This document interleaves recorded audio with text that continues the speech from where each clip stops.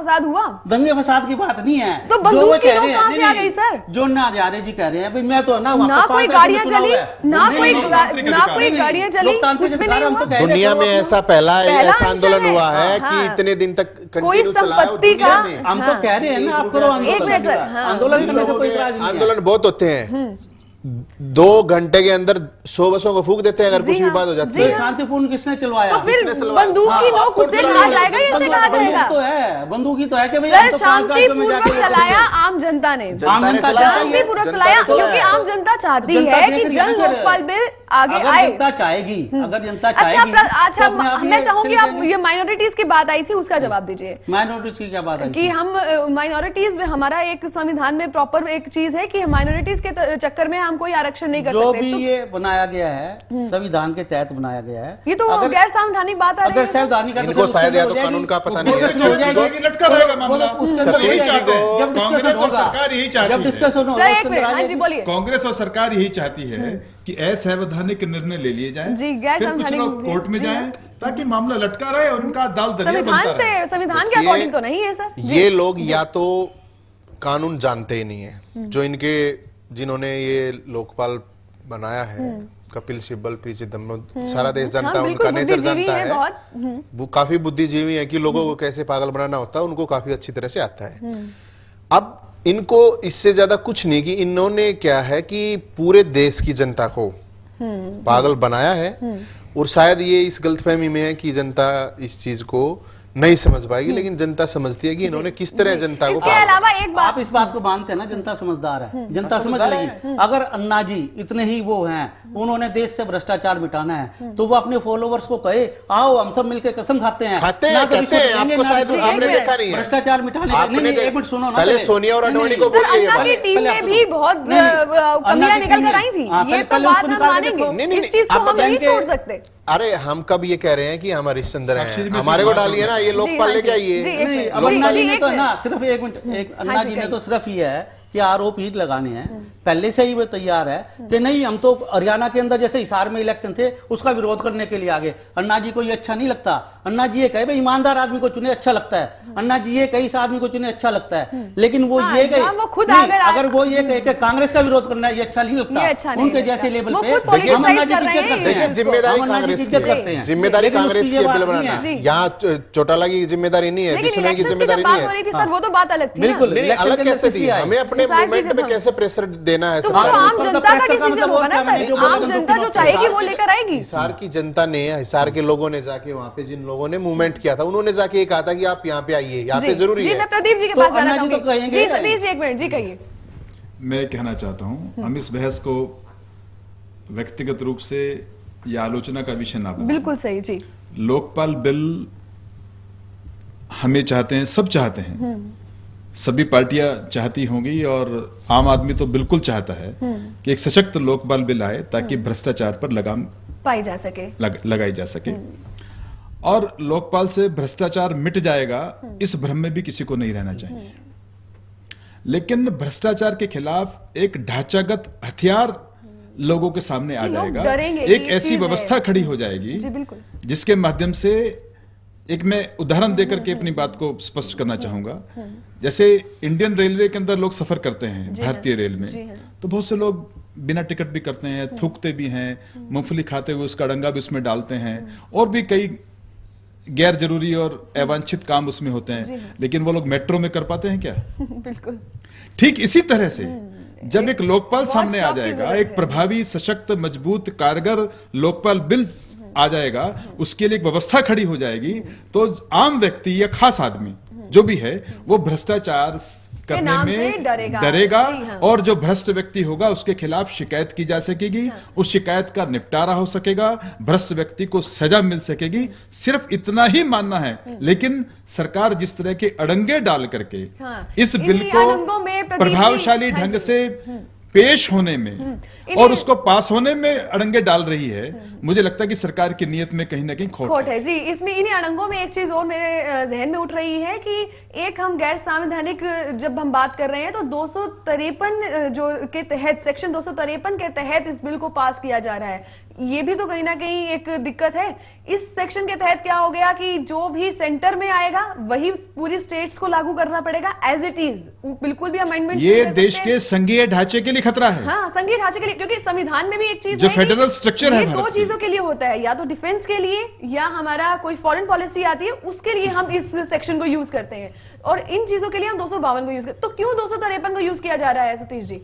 इसके अंदर सिर्फ ये बात है जी कि जो इस टाइम ये लोकपाल आया है ये पूरी तरह से सशक्त है, पूरी तरह से अपने आप में माहिर है कि भाई ये देश के वो अच्छे से जो भ्रष्टाचार है उस पर अंकुश लगाने के लिए, उस पर 253 ये उस पर अंकुश लगाने के लिए बिल्कुल एकदम सही लोकपाल बिल लाया गया है। इसमें किसी प्रकार की, अब मैं बता रहा था ना, कानून निकालने के लिए कितने भी कानून निकाल लो किसी भी काम के लिए, ये 252 है, ये 253 जो काम शुरू किया गया उसे तो ठीक से शुरू कीजिए, संविधान की गरिमा में रहकर काम नहीं शुरू हुआ है। ये किसने कहा था कि ठीक से शुरू नहीं किया? 253 के तहत नहीं होती चीजें, तब भी वो 253 के तहत नहीं होती तो फिर क्यों रखी उन्होंने इसलिए रखी है कि इसके अंदर बहुत सी सीक्रेसी रखनी होती है, बहुत सी चीजों के अंदर किसी आदमी को यानी कि सब कुछ ओपन में नहीं किया जा सकता, सबके ऊपर कंट्रोल करना जरूरी होता है। एक आदमी अपने 5 आदमी के ऊपर। जी मैं समझ गई। हाँ जी नवीन जी, इन्होंने ये जो लोकपाल लेके आए हैं इसमें मंदिर, मस्जिद, गुरुद्वारा, चर्च सब कुछ इन्होंने एक सरकारी अफसर घोषित कर दिए गए हैं। वहां पे रहने वाले पंडित, मौलवी, ग्रंथी सब लोग, अगर गांव में रामलीला कराने के लिए कुछ युवा या गांव में कुछ अच्छे काम करने के लिए कुछ युवा अगर संगठन बना के और कुछ लोगों से गांव में ही चंदा लेके अगर वो काम करते हैं तो वो तो लोकपाल के दायरे में, ऐसा इन्होंने कानून बनाया है जो अब है।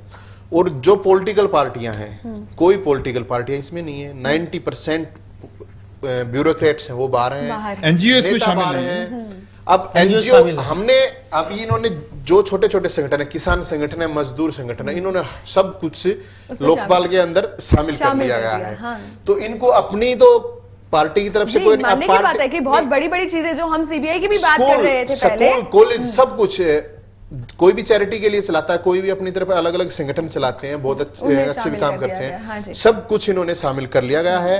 सिर्फ जो भ्रष्टाचार करने वाले बड़े मुर्गे हैं उनको छोड़ के कि कैसे उनको छोड़ा जाए, इसके अलावा तो सिर्फ एक मैंने बताया ना शुरू में जी, सिर्फ एक ही बात से ग्रसित है, प्रधानमंत्री भी बेईमान है, सीबीआई भी बेईमान है, सांसद भी बेईमान है, सिर्फ ईमान। सुनो ये तो इनकी धारणा हो सकती है, हमारी नहीं। ये तो आप खुद कह रहे हैं सर। नहीं ये तो कहा ही ना, इसीलिए तो कह रहे हैं कि लोकपाल बनाने की जरूरत है। लोकपाल कौन सा आसमान से, तो हमारे में से तो लोकपाल है ना, हमारे में से ही लोकपाल बनेगा तो एक सारे हम कभी राजा हरिश्चंद्र तो ढूंढ नहीं रहे हैं कि ईमानदार लोगों को ढूंढ रहे हैं, हम तो एक व्यवस्था ढूंढ रहे हैं। तो व्यवस्था जो बना रही है, वो व्यवस्था जो बना रहे हैं उसको बनाने में अड़चन जो व्यवस्था ठीक नहीं है। मेट्रो में लोग क्यों नहीं, दिल्ली में हम यहाँ से रोहतक में रहते हैं, रोहतक में तो हम सीट बेल्ट नहीं लगाते, हेलमेट नहीं यूज करते, दिल्ली में लगाई जाती है, दिल्ली में लगाई व्यवस्था है। लोग तो वही है ना, पुलिस वाले। व्यवस्था में ढांचागत परिवर्तन है, तो उसी के ऊपर तो विचार करेगी ना संसद में, संसद में उसी तो विचार होगा ना, उसके अंदर तो उसी के तो क्या कर रहे हैं। अभी आपने प्रदीप जी एक बात कही कि जितनी भी ये चीजें की जा रही हैं वो शायद इसीलिए की जा रही हैं कि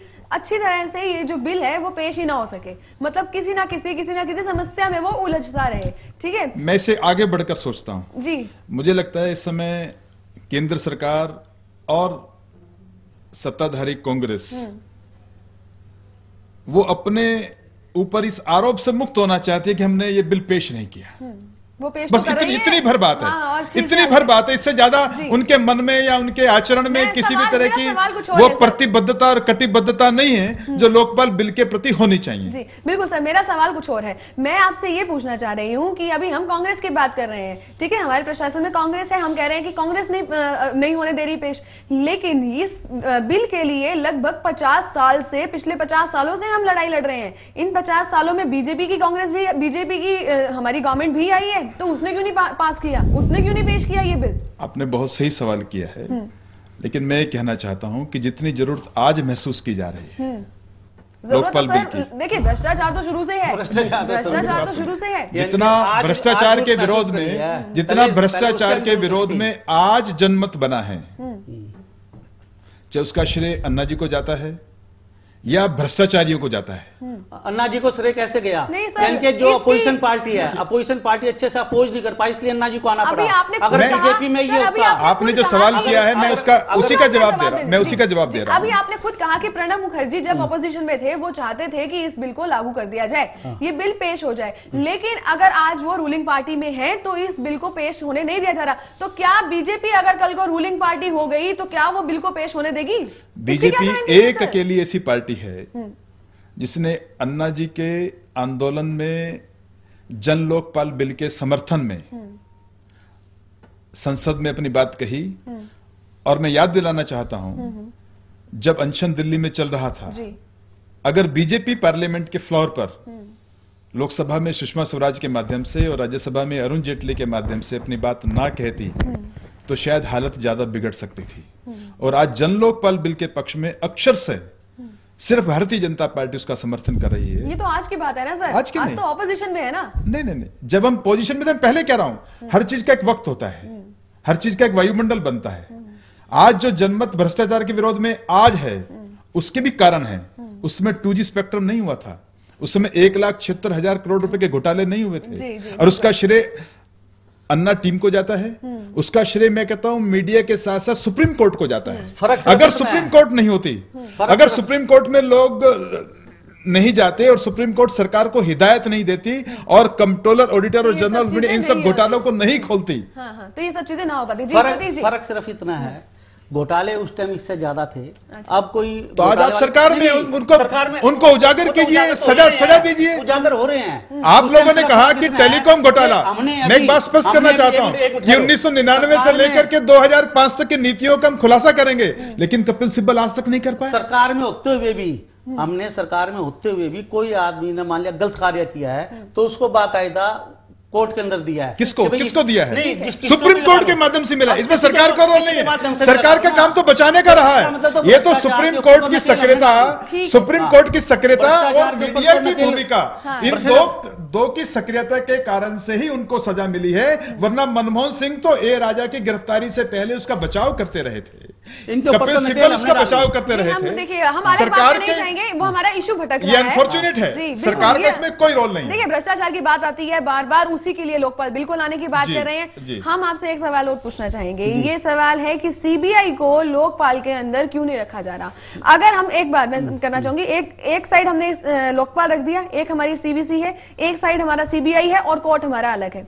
अगर कुछ भी काम है, कोई भी घोटाला हो जाता है या कोई भी कोई कंप्लेंट कर देता है व्यक्ति किसी के खिलाफ, तो लोकपाल से सबसे पहले चीज सीवीसी पे जाएगी, सीवीसी आगे जाकर देगी सीबीआई पे, सीबीआई जो भी डिसीजन लेगा, जो भी उसने इन्वेस्टिगेशन किया वो दोबारा से सीवीसी को देगा, उसके बाद दोबारा से लोकपाल बैठेगा और उसको पसंद नहीं आया वो दोबारा से देगा। मतलब कि कितनी बार एक समस्या के लिए लोकपाल कितनी बार वो सदन में बैठेगा। ये तो मैं कहना चाह रहा हूं कि लोकपाल ही सब कुछ करेगा क्या? तो बाकी हमारी सारी कोर्ट बन जाएगा, जो पिछले 62 साल से व्यवस्था वो सारी खत्म है हमारी, यानी कि जो पिछले 62 सालों से मुझे तो कोई व्यवस्था नजर नहीं आ रही, माफ कीजिएगा मैं कहना चाहूंगी, मेरे को व्यवस्था नजर नहीं आ रही।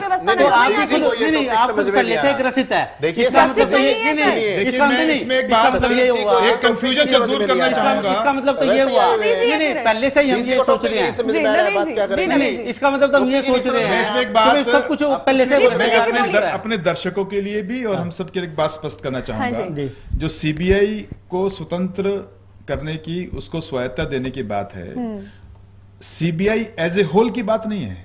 इसमें सीबीआई का जो भ्रष्टाचार नियंत्रण कक्ष है वो गवर्नमेंट के हाथ आ गया, मात्र उसकी बात इस लोकपाल बिल में या सामान्य तौर पर की जाती है। मैं इसी बात पर ये कहा, तो इसलिए जो सीबीआई के भ्रष्टाचार नियंत्रण विभाग का प्रशासनिक नियंत्रण है वो किसके पास रहे, इस विषय पर चर्चा हो रही है। देखिए जब तक आप उसको पावर नहीं देंगे, सीबीआई को इन्होंने द्रोही बनाया है। इसलिए सीबीआई और लोकपाल, उसके चयन की बात, उसके पास सजा का अधिकार, तीसरी बात जांच का अधिकार, और अगली बात अगर लोकपाल या सीबीआई के भ्रष्टाचार नियंत्रण विभाग में कोई गड़बड़ दिखती है उसको हटाने का अधिकार।